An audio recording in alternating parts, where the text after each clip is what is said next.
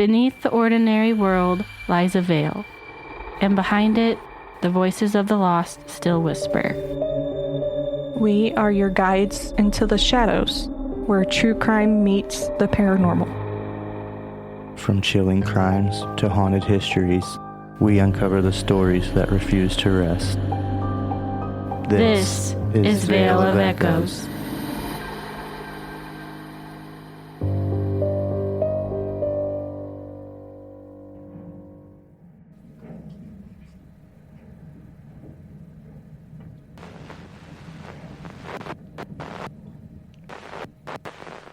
I walked the ship once. I didn't mean to. My feet just kept moving. The bridge first, then the chart room, then below. They're everywhere. The captain, still in his chair, his hands on his arms, his head tilted back, his mouth wide open. All of them are like that.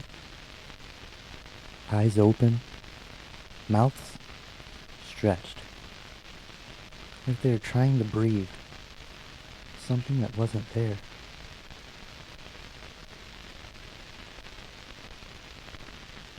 No blood, no wounds, just faces locked in fear. Some of the men are on the deck, some in the engine room, some in the passageways. Every one of them frozen mid-movement, like they all saw it at the same time. I didn't call out. I don't think they would have answered. The air is wrong. Cold. Not the kind that comes from the sea. Cold, like the ship has been emptied of breath.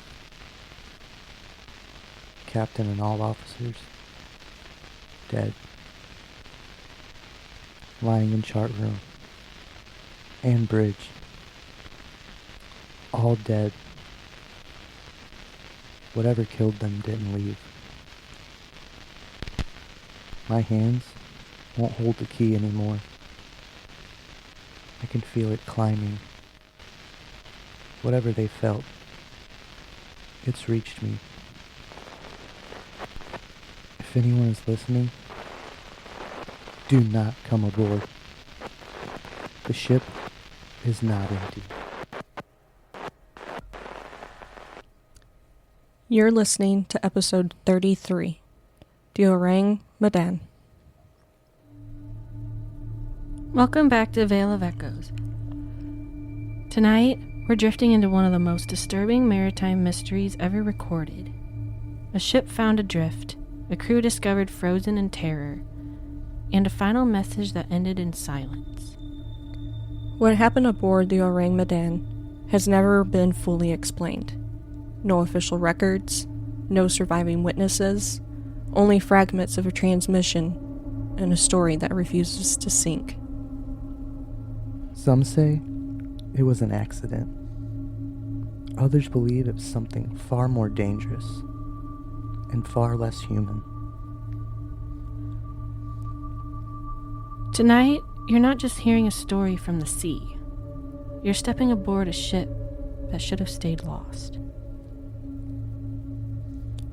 We're your hosts. I'm Lindsay. I'm Zach. And I'm Bria. Each week we explore true crime, the unexplained, and the stories that linger long after the facts run out. Stories where the answers don't come easily, and sometimes don't come at all. Before we begin, a quick disclaimer. This episode contains descriptions of death, distressing imagery, and references to a mass casualty event. Listener discretion is advised. Thank you for supporting Veil of Echoes. By listening, sharing, and leaving reviews, every follow and rating helps the stories reach farther than we ever could alone. And if you've ever come across a case that deserves more attention, a disappearance, an unsolved mystery, or even a story that feels unfinished. This Saturday, we're watching our very first Missing Veil episode, a new series focused on missing person cases that still need answers, and still deserve to be heard. If you have a case you want us to look into, you can reach out to us anytime on Instagram, TikTok, or Facebook at Veil of Echoes Podcast. Your message might be the one that opens the next file. Now, let's return to the open water, to a ship drifting in silence, and to the message that was never meant to be answered. It was June of 1947. Ships moved quietly through the Strait of Malacca, one of the busiest shipping lanes in the world, where the water rarely rests and radios almost never stay silent, until one message cut through. Not a mayday, not a panic call, but a voice, broken, uneven, struggling to stay coherent. Multiple vessels in the area reported receiving the same distress signal. It came from a Dutch cargo ship they called the Ourang Medan. And from the first words alone, something was wrong. Captains and all officers, dead. No explanation, no request for help, just a statement. Then, the message continued. Lying in chart room and bridge, all dead. Operators listening aboard nearby ships stopped what they were doing. Because distress calls don't sound like that. They're frantic, chaotic, desperate. This one felt final. The final part of the transmission came through barely audible, distorted by static, fading strength and something else no one could quite name. Do not come aboard. The signal never resumed. No coordinates followed, no identification code, no explanation, just silence. And then, a decision. Nearby ships debated what to do. Ignore it and live with the possibility that people had died alone at sea, or answer it and sail towards something no one understood. One vessel changed course, not because it knew what it would find, but because someone had to. By the time the rescue crew reached the reported location, the Ourang Medan was still there, drifting, silent, waiting. So, if you guys heard a message like that over the radio, where it was calm, broken, and seems final, would you answer it, or would you let the sea keep it a secret? I would answer it. I would have to answer it. I would try. I mean, I feel like I'd feel with guilt if I did. Yeah. Like, what happened? I don't want all that death on me. Yeah. I don't need it coming back and haunting me the rest of my life, so I'm good. But then if you hear what the operator's saying, like, everyone's dead, and then he feels like he's dying too, and Everyone's all their mouths dead. are like what the ring looks what Samara does to There's still got to be My some mouth's way you open. can investigate without getting on board. Yeah. Like, you can still, like, cruise up and see what's going on. Yeah, and just cruise up with the other ship and just kind of get a visual. look Yeah, over what's the going railing. on Oh, here? yep, they're all dead. We're good. We're going. Just Yeah. look up over that railing. Because, I mean, at that point, if you find it, you could try to tug it back in or something. Yeah. Ugh, ghost ships creep me out. What do you see over there, Bob? Yeah. I don't know, Jim. I see a bunch of dead bodies. By the time you get back to the shore, there's no ship behind you. Yeah, like, oh, yeah, but Nah, fuck that. I would have to answer it. I mean, at least try to. Yeah. I don't want the guilt of if I was to find out later on down the road that everyone died on that boat when I Oh. knew I could have I done know, exactly. something. Like, nope. Yeah. Yeah, 'cause I that's don't the need hard that on my part. He's like, conscience. everyone's dead. And how the fuck? How are you calling out? Well, yeah, but he was dying, though. He sent Yeah, out the so- distress call. He was actively dying. He's like, fuck this shit. Right. I mean, at least he had the strength to do that. Well, I it's kind guess. of like, you know, they always say the captain goes down with the ship. Yeah. This guy kind of went down with the ship. Oh, yeah, they all did. 'Cause the captain was already dead. All Yeah, the other he was. board members were Technically, dead. he was the captain's. He was the only one alive. Yeah. At that point. That would suck. The captain went down with the ship. I don't even know what I would do. I would be more concerned I'd be about like, where's why the their. lifeboat? I'm getting on this. I would be leaving. more concerned about why their mouths are straight up open. That's what and- reminded me of The Ring. Well, yeah, because in that one part in the description, he said it was coming up. It was climbing up for him, so it seems like a creature. Ugh. But Or like you without- can feel it in your body. Exactly. It's crawling up your skin. Get the goosebumps, kind of like, you know, chill going down your spine. How they Yeah, always say yeah, if you yeah, get yeah. that, somebody's walking over your grave. Yeah. Well, They've always said if you get the chills up your spine, that means somebody's walking over your grave. even if you're not dead yet? Ew, that's creepy. Yep. Like, alright, Dad. Well, if you if I get buried on the farm, then I'll know it was him. Yeah. No, I don't know. I don't know where I'll be buried. Who knows? That's depressing. Anyways, Just put me in the backyard with my dogs, all right? I don't want to think about death right All now. of my, let's see, I got 2 dogs in my backyard, Oh, a God. hamster, and now 2 lizards. Just bury me back with them. Right.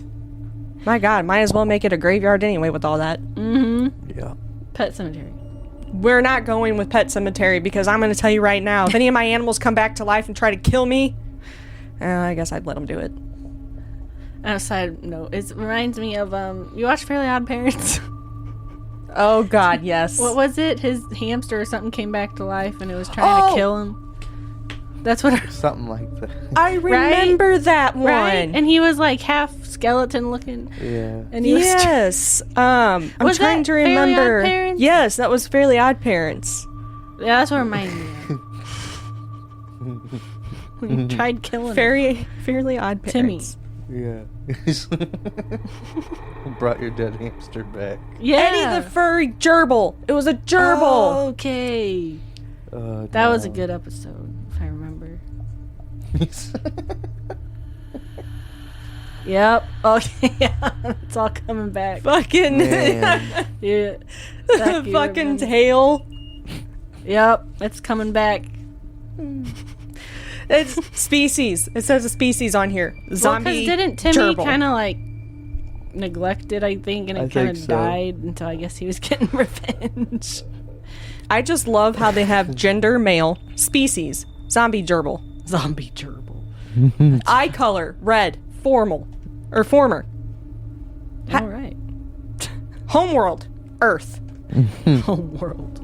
Yes. Because this very world. That's like a mystery unlocked. This has got Memory unlocked. this has got like a whole personal information on this damn gerbil too. That gerbil I was a mean- little asshole. Enemies, Mr. Turner and Miss Turner. Timmy Turner's parents.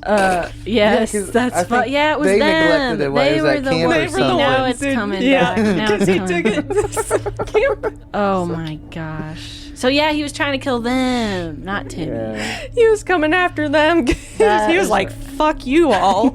Okay, that's right. Gerbil? When did you have a... Oh. Oh shit! He's got a knife. The gerbil. He ran away while you were at camp. That's hilarious. Fucking wake up in the middle of the night and the gerbil's standing at the end of the bed with a fucking butcher knife. Yes. Told y'all I was coming back for your asses. Could you just imagine going to camp, having a good time, coming home and be like, hey, what's going on? Well, your gerbil ran away. Did it? It went to this family fun farm. That's Like, where it well, went. then why is it here with a knife trying to kill you? Then why the fuck is it in my bed with a damn knife? Yeah. It's like Sheldon the turtle. Oh my gosh, yes, from Family Guy. Turtle. Yeah. Right? Am I not I don't know what he did to early him, enough but for the he turtle always club? tries to kill him. That's funny. I have anytime I hear turtle, I have to do that. Vocal stem.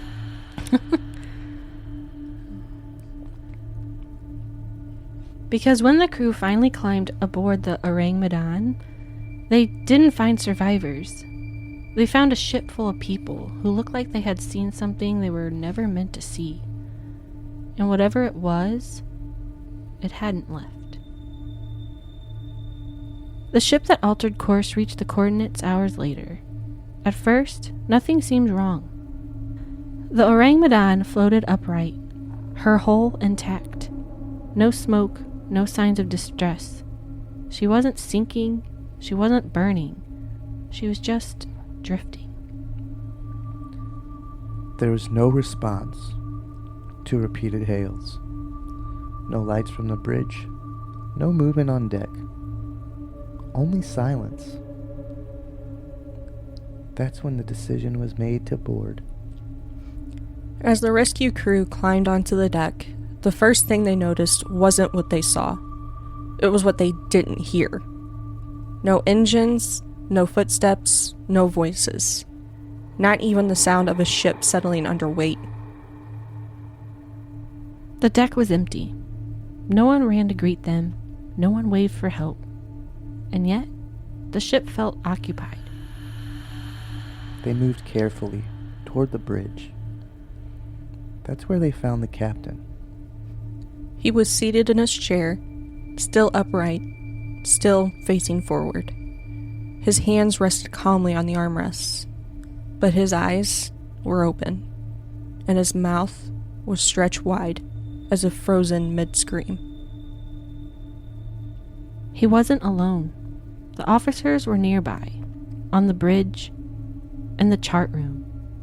Every one of them dead. No blood, no visible injuries, no signs of a struggle. Just bodies. As they moved deeper into the ship, the pattern continued. Crew members collapsed in passageways. In the engine room, on the deck, some lying flat, others slumped against the wall, a few with arms raised, fingers splayed, as if trying to shield themselves from something invisible. All of them with the same expression: fear. The rescue crew would later say it felt like the ship had stopped in the middle of a moment, as if time had been interrupted. Whatever happened aboard the Ourang Medan, it happened fast. And then they felt it. The cold. Not just cool air, not ocean breeze. A cold that didn't belong in the tropics. The temperature inside the ship dropped noticeably the farther they went. Men reported goosebumps, shallow breathing, a sudden urge to leave. Not because they were afraid, but because something felt wrong. Like they weren't alone. No one stayed below deck longer than necessary, because standing among those bodies felt like standing somewhere you weren't meant to be.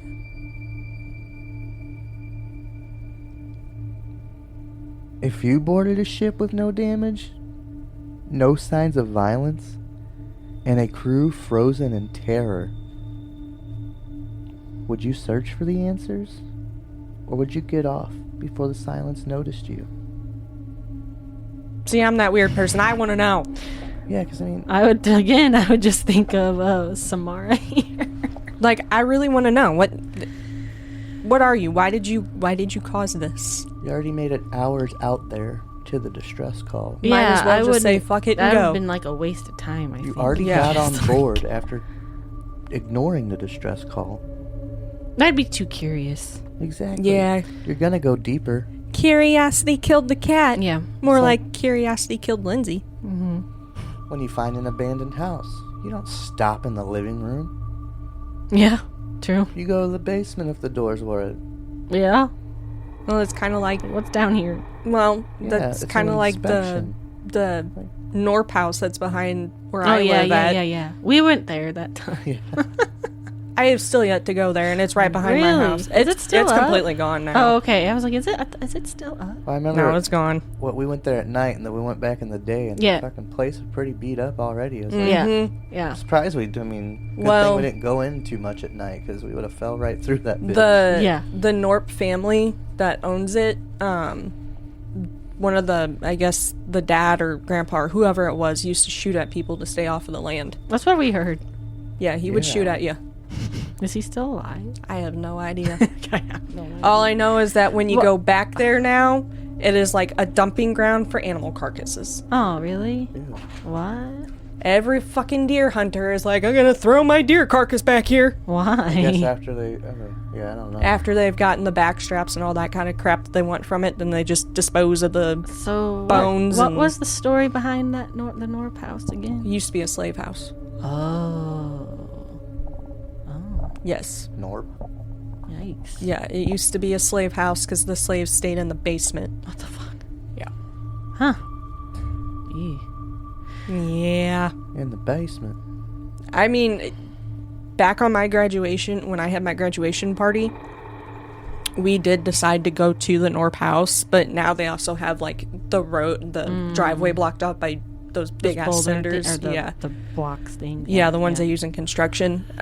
So what we did is we ended up going there and we parked her car right in front of those boulder things. And it was my cousin Brittany, me in the passenger seat, and then my friend Randy, Michaela, and Kaylee. So we get there, we turn the car off, and I said, let's roll down the windows, just listen. I'm like, there's probably nothing. I said, just listen. So we all rolled the windows down, and Kaylee, who was sitting behind me, I kept telling her, stop talking, I'm trying to listen. Oh, yeah. I'm not talking, I don't know what you're talking about. Like, Well, I just heard you. No. Randy and Michaela looked at me, and they were like, she was not talking. oh shit. I'm like, great. All right. We're done. Let's go. The ghosts have spoken. Let's go. Nope. Except for Michaela and I have now started exploring one of the cemeteries down by her old house. Well. I'll have to take y'all down there. It's like literally in the middle of woods. Ew. Middle of woods. That's creepy. Nope. There's been devil worshippers there and everything. Makes sense. We were chased off by them one year. Oh shit. Back when we were little, Michaela's mom took us down it because we kept asking to go. Get down there and there's devil worshippers. All right. Like, party. I'm not going to be the sacrifice today. Party. Yeah. Party time. I don't know if they were sacrificing a goat or what, but Oh my god, poor goat. it's not going to be me that you're going to take this time. All right. Nope. Fuck you.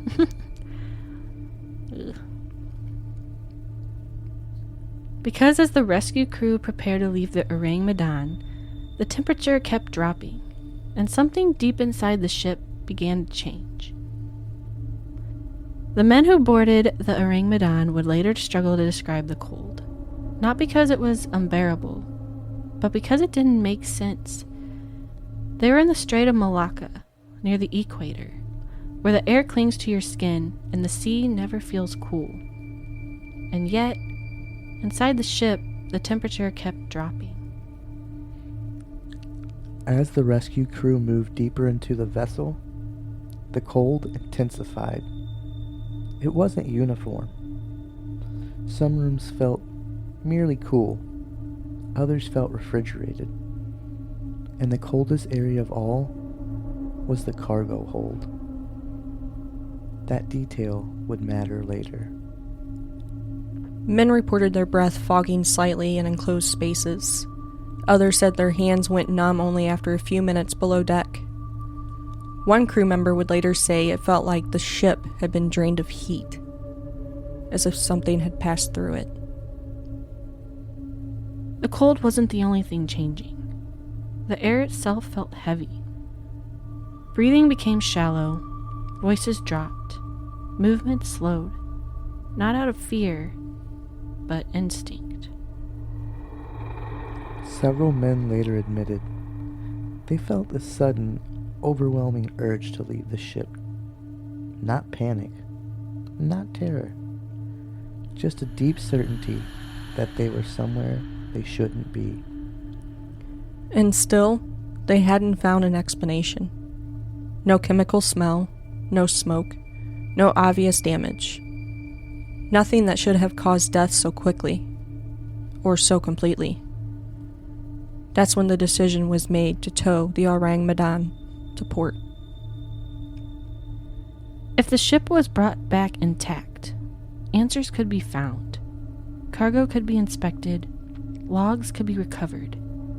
The truth, whatever it was, could finally surface. But they never got that chance. As preparations were underway, smoke began to rise from below deck. Not thick, not black, just enough to be noticed. It came from the cargo hold, the coldest part of the ship, the place no one wanted to go back into. The order was immediate.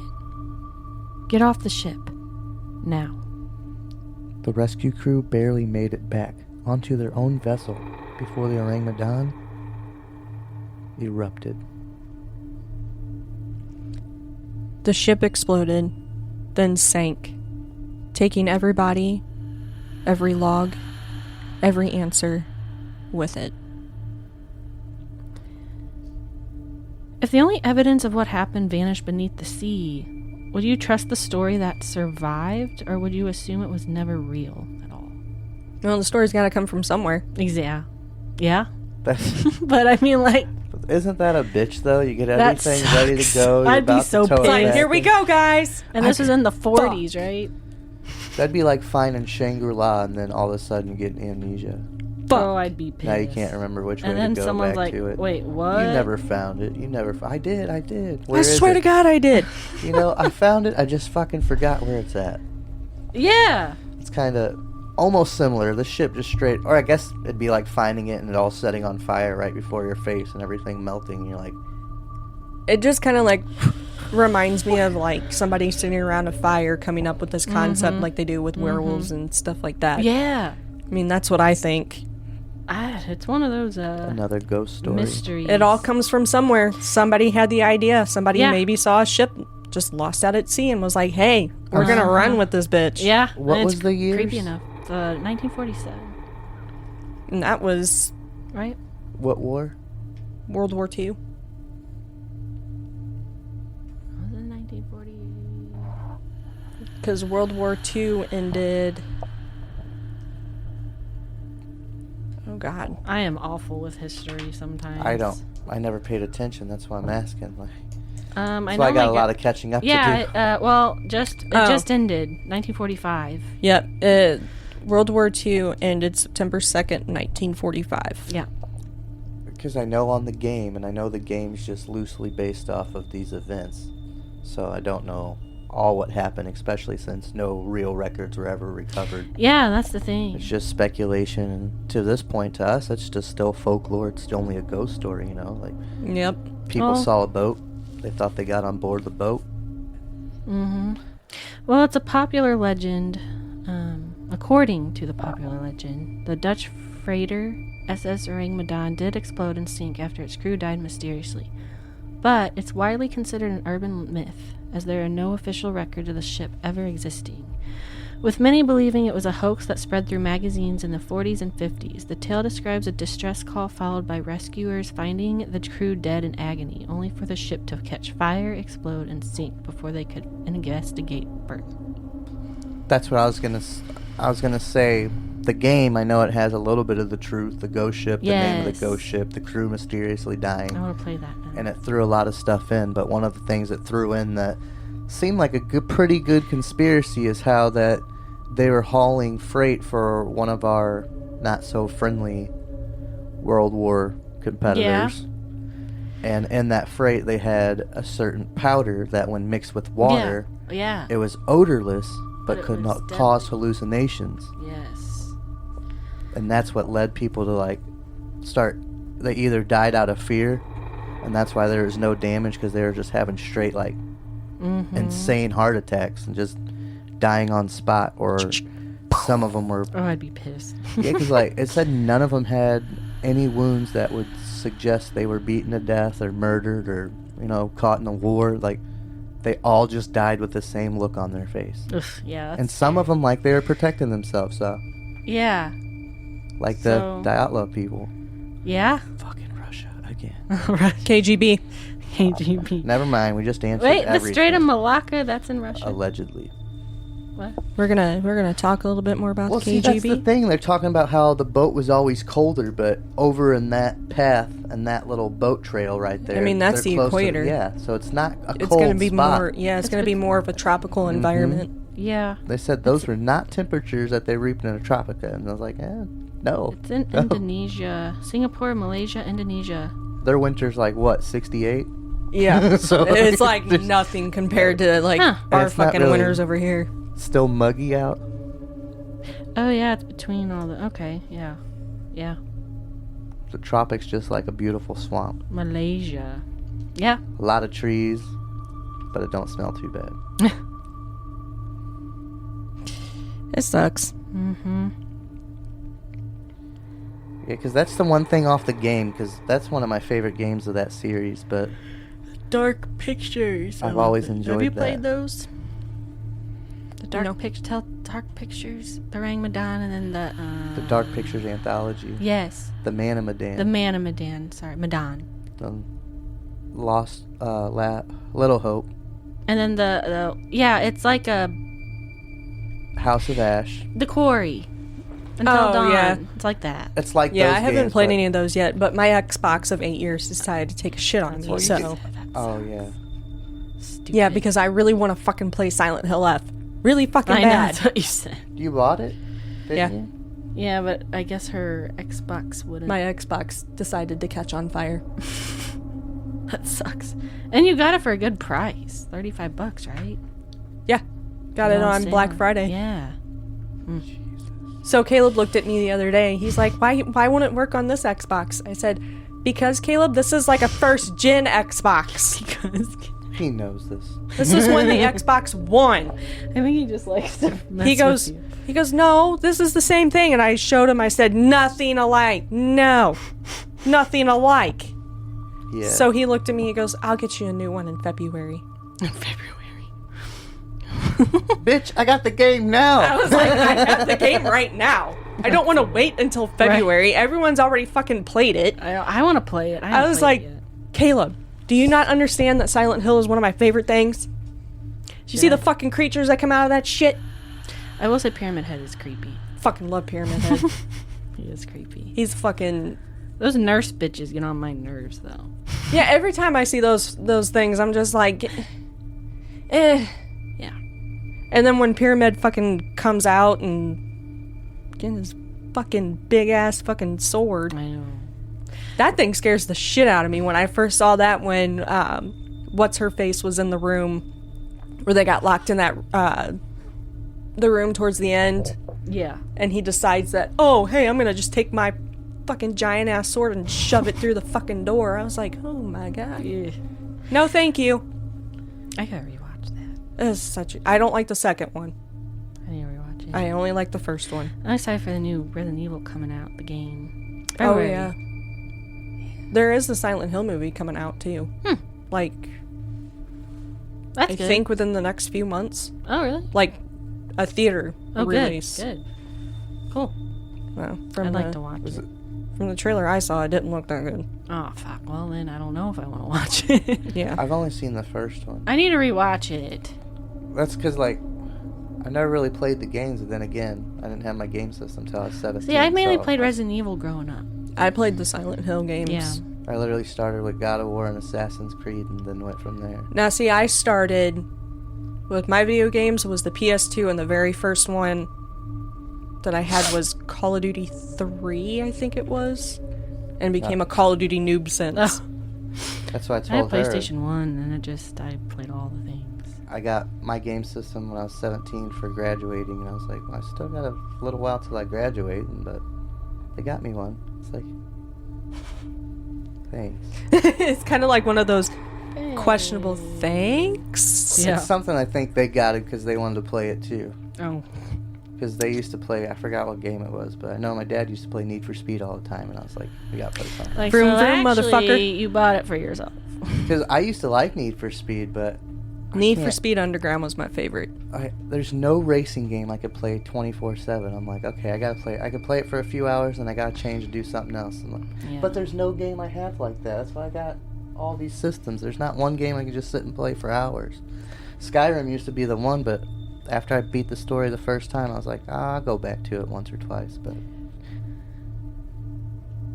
Because with the Ourang Medan at the bottom of the ocean, the paper trail began to disappear. And that's when the story stopped being just a mystery and started becoming something else entirely. When the Ourang Medan disappeared beneath the surface, it took more than bodies with it. It took proof. No autopsies, no photographs of the scene, no recovered logs. Just eyewitness accounts and a story that now existed only in fragments. And that's where things began to unravel. investigators attempted to track the ship through official records, Dutch shipping registries, port authority logs, insurance documents, but the Ourang Medan wasn't there. No confirmed registration, no build records, no clear ownership trail. It was as if the ship had never existed. That absent raised immediate questions. How could multiple crews receive the same distress signal, board the same vessel, and witness the same scene if the ship itself couldn't be found on paper? Some researchers argue the ship sailed under a false name. Others believe records were lost or destroyed in the chaos of the post-war years. But even accounting for that, the gaps are impossible to ignore. Dates don't always match. The number of crew members change between reports. Even the exact wording of the distress call varies slightly depending on the source. Small differences, but when stacked together, they start to feel like cracks. And yet, despite the missing paperwork, the story refuses to disappear, because versions of it surfaced independently in maritime journals, newspapers, and radio logs. This wasn't a single telling, it was many. Sailors shared it quietly among themselves. A ghost ship, a cursed cargo vessel, a warning story passed between radios and ports, not as entertainment, but as caution. And then, there's the detail no one could explain anyway. The bodies. The expressions. Men hardened by years at sea describe the same thing again and again. Eyes open, mouths frozen wide. Fear, not pain, etched into every face. Whatever happened on that ship, it didn't look like an accident. So the question shifted, not to just what happened, but whether the truth was ever meant to be recovered at all. Because without evidence, all that remains is belief. So, if a story survives only because people keep repeating it, does that make it less real, or does it mean someone was never meant to forget it? Well, I mean, if you're going to keep repeating it, It's gonna be You're not- less real, because it's the game of telephone. The Yeah. story starts one way and it's gonna end. Yeah. Exactly, especially when they say it keeps changing, like the number of crewmates changes. The only thing that seems to stay consistent is the state they were found in, frozen in fear and their mouths wide open agape. yeah, Yeah. can't really, yeah. That's the only thing that seems to stay the same. The number of people changes and the number of who receive the stress signal changes. But it seems the area and the way they were found remains the same. Yeah. Well, I want to know if it's real. I mean, they can find the Titanic. You know? Yeah. And that's the thing, If it's set on fire and started sinking, it's gonna go out. It's not gonna keep burning under. It's like this ain't SpongeBob. The Well, I don't fire's think not gonna it continue to just burn. exploded, then It's it's the Flying Dutchman. Well, if it exploded and sank, there'd still be parts of it somewhere in that area. Yeah. Yeah. I don't think it got obliterated and just. Well, that's what makes me wonder. Did they look for it? That's what I'm. That doesn't seem like it. Seems like they only tried to chase a paper trail. And how Yeah. deep does this Strait of Malacca go? I don't know. Good Who question. knows? Pretty deep. Because once the records vanished, the theories rushed in. Scientific explanations, military secrets, and ideas far darker than any official report would ever admit. Once the Ourang Medan sank, the story became a void. No ship to inspect, no cargo to test, no bodies to examine. Just a transmission and accounts of what rescuers said they found. Crew members scattered across the ship, faces fixed upward, mouths gaping, eyes open, as if fear had hardened them in place. And that's why the theories matter so much. Because every explanation has to answer the same questions. What can kill an entire ship crew quickly, leave no visible injuries, and end with an explosion strong enough to erase the evidence? Let's walk through the most credible possibilities and the ones that refuse to die. The most persistent theory is dangerous chemicals in the hold. Possibly smuggled, possibly undeclared. One version suggests a combination like cyanide compounds stored near something reactive, where moisture, seawater, or poor containment could release lethal gas. That's the one I've heard. That's the one that they really go on the game about. Yeah. It's a gas that doesn't need to leave marks. Just needs to enter your lungs. Some tellings go farther, arguing the ship carried volatile explosive alongside toxins, which could explain the final blast. A German researcher, Theodor Seerstorfer, is often cited in later retellings as pushing a dangerous cargo idea, chemicals that could kill the crew and later detonate. And it would also explain why the ship's records feel missing. But here's the problem. We don't have a verified manifest. We don't have a wreck. So this stays in the realm of plausible, not proven. Another theory is carbon monoxide poisoning, a boiler or ventilation failure producing a colorless, odorless killer gas. CO can drop people fast, especially below deck, and can leave little externally obvious in the moment. That could explain why people were found at workstations, like they collapsed where they stood. But it struggles with two key details. One, the reports of the crew's terror expressions, and two, the explosion afterward. CO could contribute to catastrophe, but doesn't automatically explain the whole picture. Because the story lives in the shadows of the post-war world, some theories drift towards military-grade toxins, nerve agents, poison gas, illegal chemical disposal. The logic is, if something like that leaked, it could kill quickly. And if it was illicit, people would have motive to bury the trail. But again, no wreck, no official confirmation, no hard proof. It's an explanation that fits the very shape of the story, not one we can verify.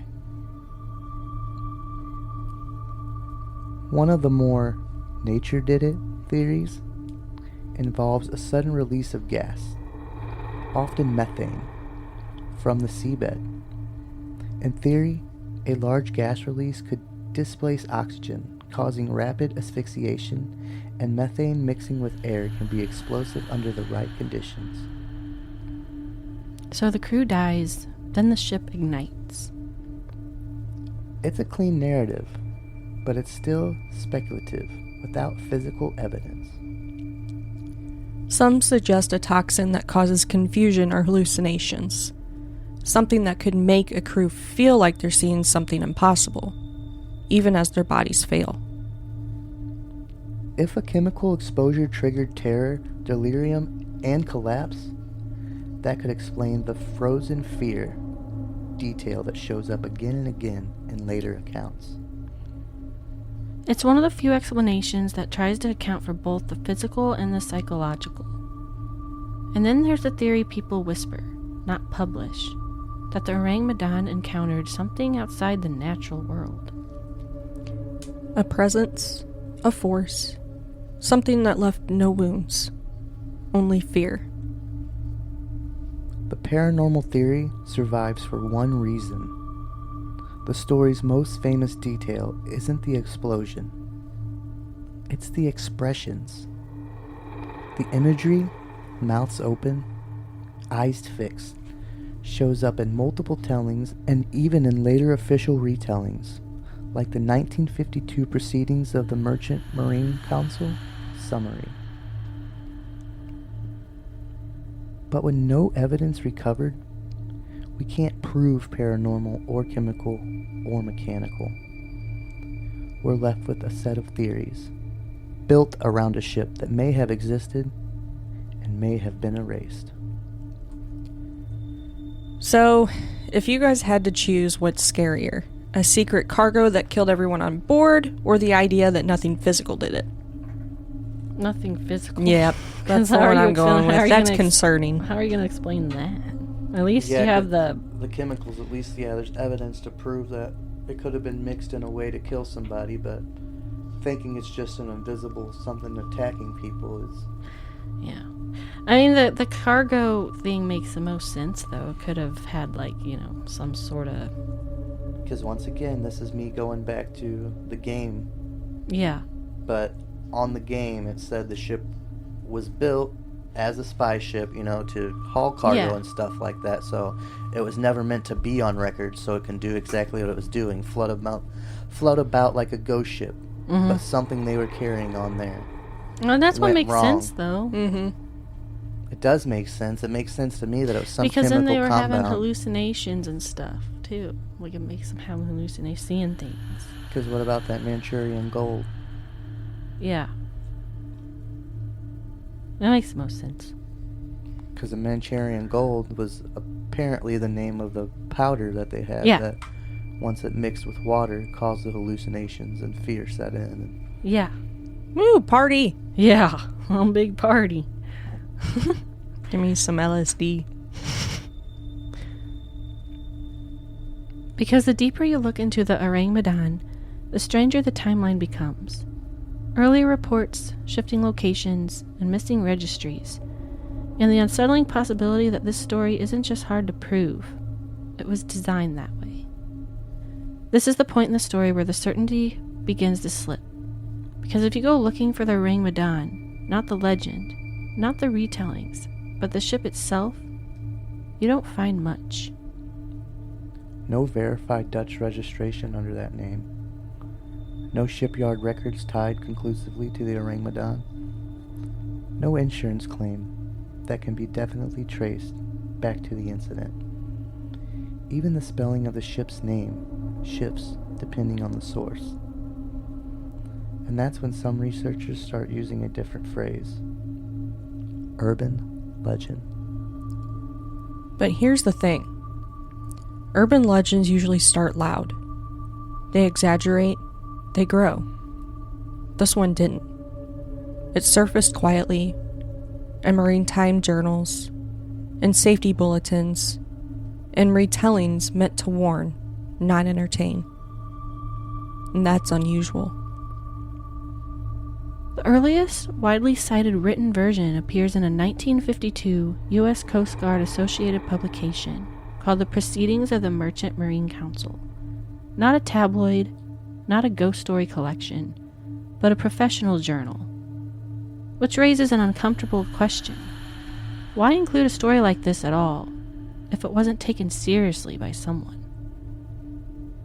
Skeptics argue the article relied on secondhand reports, that it may have repeated a sailor's tale already circulating, that the absence of hard documents means the story can't be verified. And they're not wrong. But believers counter with something equally difficult to dismiss. Multiple ships reportedly heard the same distress call. Multiple crews described the same scene. And the transmission itself, its wording, its tone, its abrupt ending, doesn't read like fiction. It reads like a log entry. And then there's the timing. The Ourang Medan story surfaces in the aftermath of World War II, a period marketed by smuggling, secret cargo, unregistered ships, and hastily erased paper trails. Ships changed names, flags changed, records vanished, sometimes deliberately. So the absence of documentation doesn't necessarily mean the ship wasn't real. It may mean it was never meant to be found. There's also this. If the story were entirely fabricated, why does it remain so restrained? No monsters, no dramatic rescues, no survivors telling tales. Just a ship, a crew, a radio call, and silence. Urban legends usually want to be remembered. This one feels like it was trying not to be. So where does that leave us? Somewhere uncomfortable, between fact and folklore, between record and rumor, with a story that exists without ever fully existing. If a story can't be proven, but refuses to disappear, does that make it false? Or does it mean the truth sank before anyone could reach it? See, I want to believe it was, especially the aftermath of the World War II. I'm going to believe it's real. Yeah.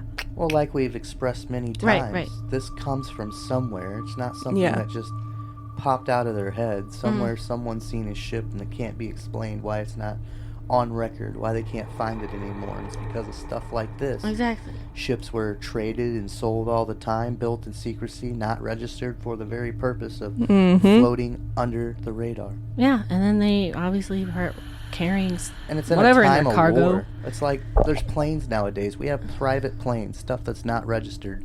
People can buy a plane, they can have a license, they can fly wherever they want. Yeah.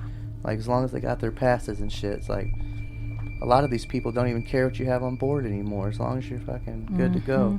Yep. Yeah, I want to think it's real. I mean, as they said, it can't be disproven, Yeah, but it can't be proven. right. I think that's what the creepiest part is. So it's like faith. You just have to believe. Yeah. It's one of my favorite ghost stories. Mm-hmm. I mean, ever since Ghost Ship the movie, I've always liked the Yeah, idea that something ghost ships always freaked me out. stories 'Cause freak me out. they came up on a ship late at night, Yeah. and it didn't look like nothing, and all of a sudden they started seeing weird shit, getting chased down by Yeah, ghosts, following that's true. ghosts, and then they started dying off with no explanation. Yeah. And then by the time the next rescue crew got there, everyone was gone. Yeah. Dead. Like, okay, there's a pattern here. Dead. Yeah. Dead. Yeah, that's a good one. Don't go on boats at night if you didn't get on that boat in the day. Don't get on abandoned ones. You see it coming out of the fog, turn around. Yeah, exactly. Because real or not, the Ourang Medan still drifts through maritime history. Not as a confirmed disaster, but as a warning. And the question it leaves behind may be the most unsettling part of all. And that concludes our deep dive into the mystery of the Ourang Medan. Whether you believe it was a tragic accident, a buried truth, or something that was never meant to be explained, its echo still drifts through maritime history. Because sometimes Stories don't end with answers. They end with silence. If you enjoyed this episode, please consider following or subscribing to Veil of Echoes wherever you listen. Leaving a rating or review helps more listeners find us and keeps these stories from fading into the dark. And this Saturday marks the launch of our very first Missing Veil episode, a new series focused on missing person cases that still need answers, and still deserve attention. If you have a case you want us to look into, reach out to us anytime on Instagram, TikTok, or Facebook at Veil of Echoes Podcast. Your message might be the one that opens the next file. And this Monday, we return to West Memphis, to the aftermath. In West Memphis 3, Part 2, the search is over, but the questions are just beginning. The discovery of the bodies in Robin Hood Hills sent shockwaves through the town. But what came next, the fear, the pressure, and the demand for answers, would shape everything that followed. Before the arrests, before the suspects, and before the names the world would come to know, this is the moment when a community starts looking for someone to blame. That's West Memphis 3, Part 2, this Monday. Until then, keep your ears open And the veil closed.